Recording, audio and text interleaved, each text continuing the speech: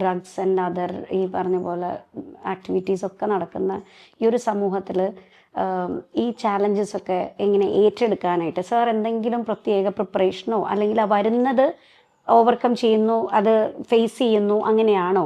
അല്ലെങ്കിൽ police department ഇതിനൊക്കെ വേണ്ടി സ്പെഷ്യലായിട്ടുള്ള കുറച്ച് ക്യാമ്പയിൻസും കാര്യങ്ങളും ഒക്കെ ഇൻവോൾവ് ചെയ്യുന്ന ആ പ്രൊജക്റ്റോ അങ്ങനെ എന്തെങ്കിലും ഒരു സംഭവങ്ങളൊക്കെ നടക്കുന്നുണ്ടോ അറ്റ് ദ സെയിം ടൈം? തീർച്ചയായിട്ടും. ഇവിടെ ഇപ്പോൾ ഞാനിപ്പോൾ കൊച്ചി സിറ്റിയിൽ വർക്ക് ചെയ്യുന്ന സമയത്ത് ഇവിടെ നമ്മുടെ DIG കമ്മീഷണർ സാറായിരുന്നു. അദ്ദേഹത്തിൻ്റെ ഒരു പദ്ധതി ഉണ്ടായിരുന്നു, ഉദയം എന്നൊരു പദ്ധതി ഉണ്ടായിരുന്നു.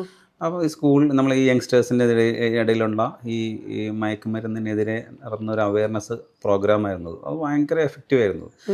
കാര്യം കുട്ടികൾ ക്ലാസ് മയക്കുമരുന്നിനെതിരെയുള്ള ക്ലാസ് എന്ന് പറഞ്ഞ് കുറച്ച് ചെറുപ്പക്കാരെ വിളിച്ചു വരുത്തി ക്ലാസ് എടുക്കുന്നതിനേക്കാളും എഫക്റ്റീവാണ് അവരെ എൻഗേജ് ചെയ്ത് നല്ല നല്ല ആക്ടിവിറ്റീസിൽ എൻഗേജ് ചെയ്ത് നിർത്തുക എന്നുള്ളത്. എന്തെങ്കിലും നല്ല ഹോബീസ് അവർക്ക് ഉണ്ടാക്കി കൊടുക്കുക. യെസ്, എനിക്കെപ്പോഴും തോന്നിയിട്ടില്ല. ഇതെൻ്റെ പേഴ്സണലായിട്ടുള്ള അഭിപ്രായം കേട്ടോ. വെച്ചാൽ ഈ ക്ലാസ് ഇരിക്കുക എന്ന് പറഞ്ഞാൽ ഒരു ഹാഫ് ആൻ അവർ കഴിയുമ്പോൾ അവർക്ക് മടുത്തു തുടങ്ങും.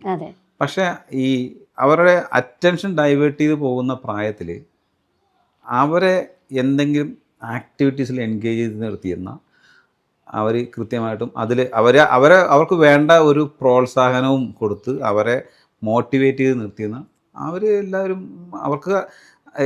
അവർക്കറിയാം ദേ ആർ ഓൾസോ എന്താ പറയുക സൊസൈറ്റിയുടെ ഭാഗമാണെന്നും സൊസൈറ്റിയുടെ അസറ്റാണ് അവരെന്ന് അവർക്കറിയാം. അതൊന്ന് ഇടയ്ക്കിടയ്ക്കൊന്ന് ഓർമ്മിപ്പിച്ച് കൊടുക്കണം. അവരെ ടാസ്കുകൾ ഏൽപ്പിക്കുക, അവരത് കൃത്യമായിട്ടും നന്നായിട്ടും ചെയ്യും.